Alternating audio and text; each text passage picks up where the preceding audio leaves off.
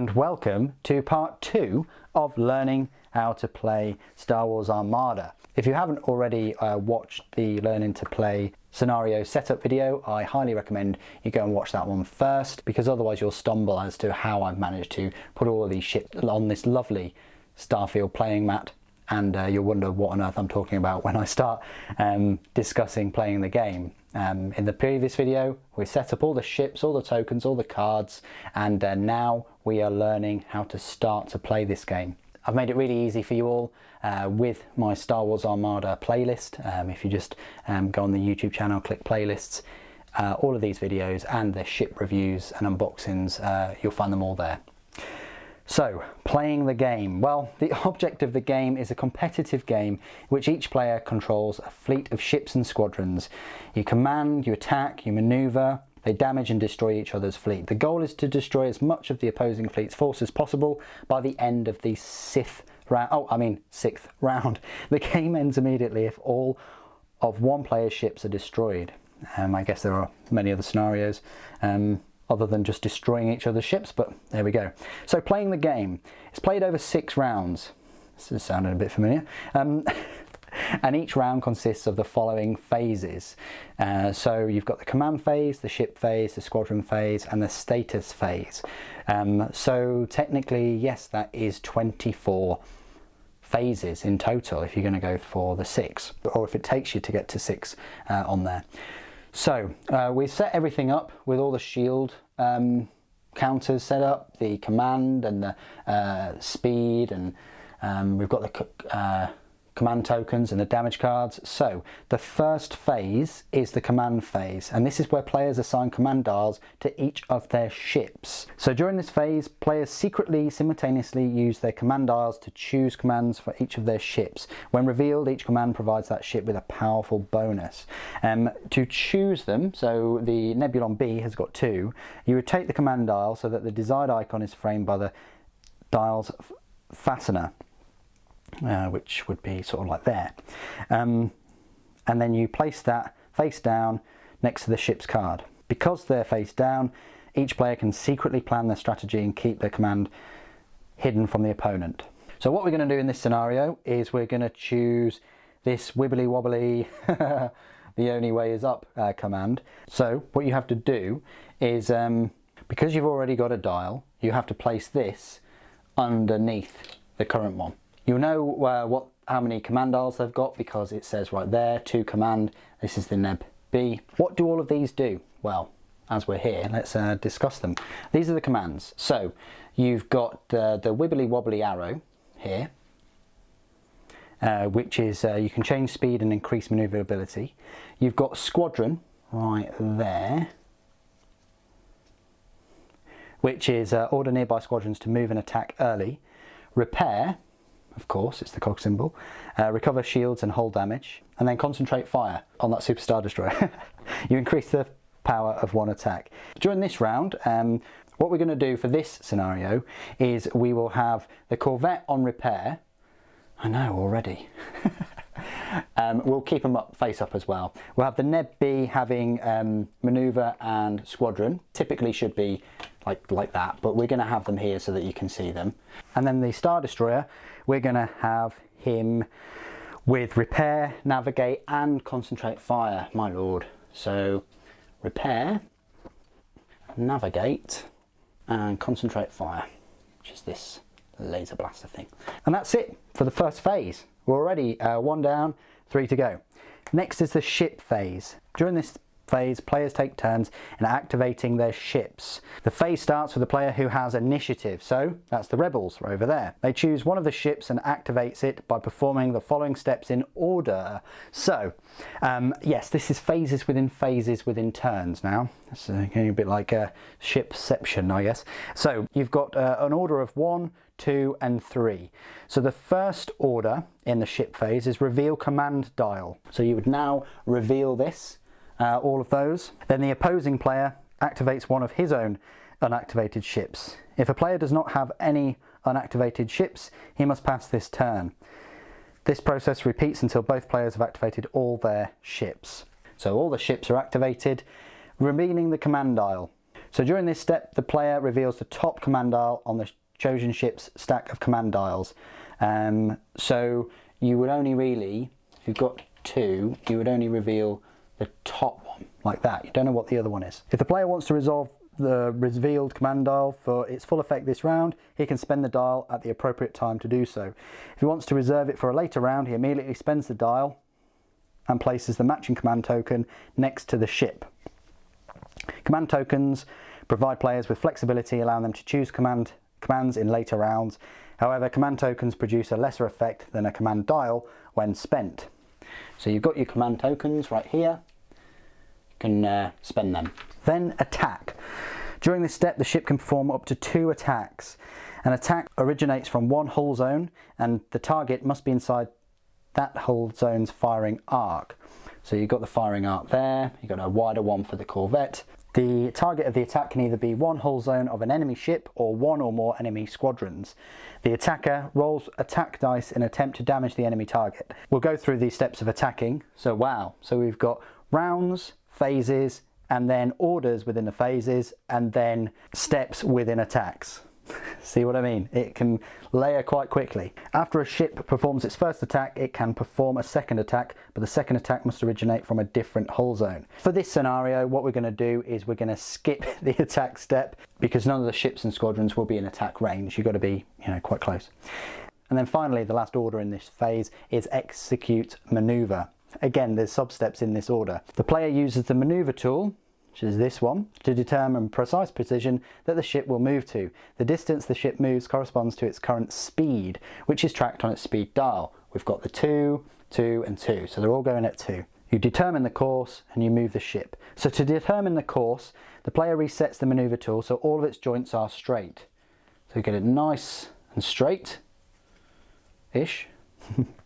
Then you can click the joints of the maneuver tool to the left or right to change the final position and facing of the ship. The speed chart on the ship's card indicates how far each joint can be clicked away from the center position. So let's just describe this in detail.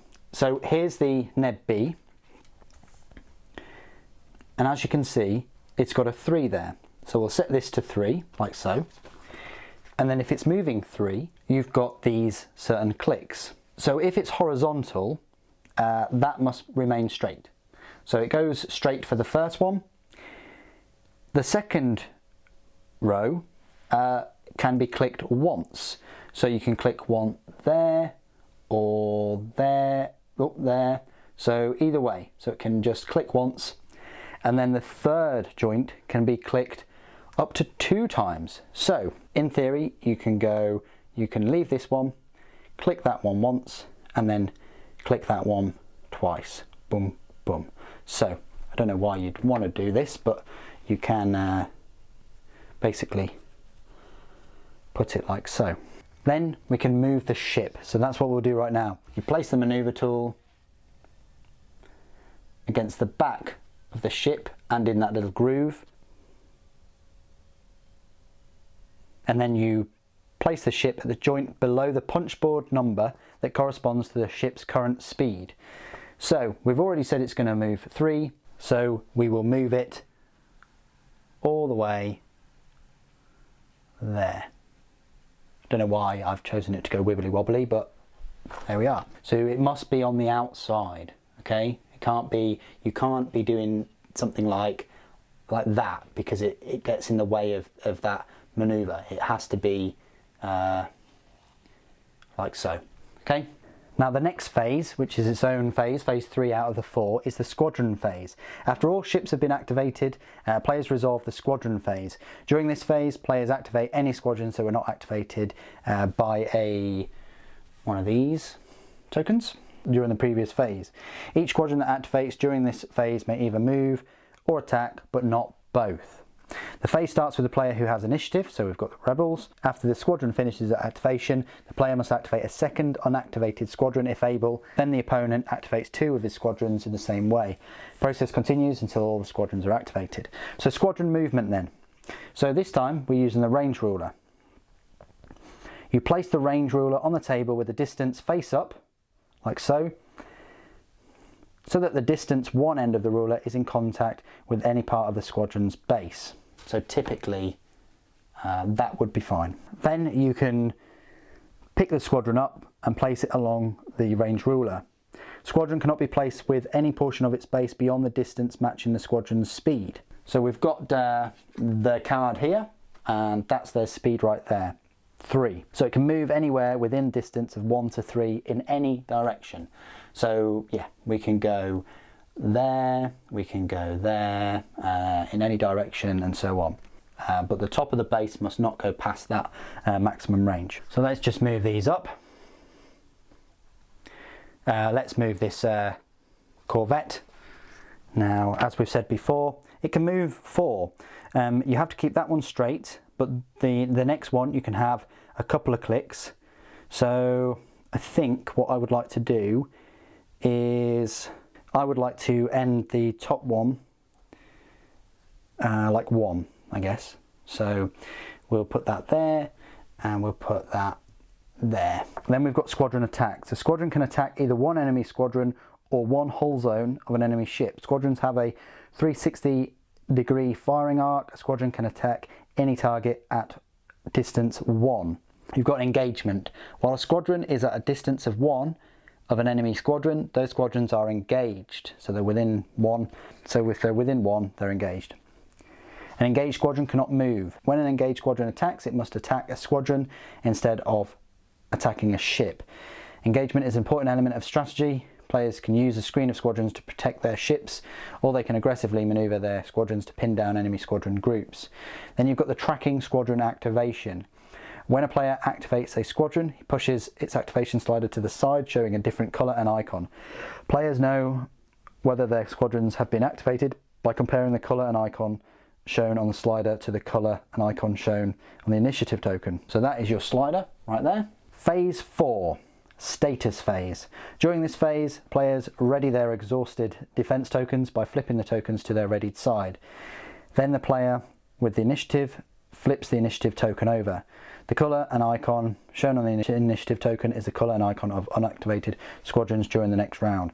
At the end of this phase, the player with initiative places the round token with the highest number of the side to the play area. The number displayed on that token indicates the round number for the next round. Then players begin a new round, starting with the command phase. Players continue playing rounds until the game ends. Winning the game. The game immediately ends when all of one player's ships are destroyed. That player is eliminated and his opponent wins the game. If neither player is eliminated after 6 rounds, the game ends and the player with the highest score wins. A player's score is equal to the total cost of each enemy ship and squadron that was destroyed. The cost of each ship and squadron is printed in the lower right corner of its card. So these are the points cost.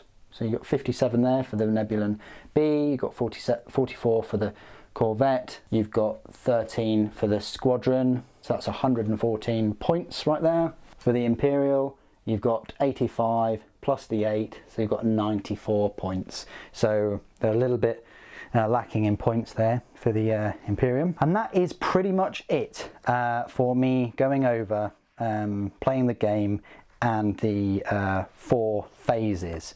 What I will be doing in the next video is going through all of the additional rules.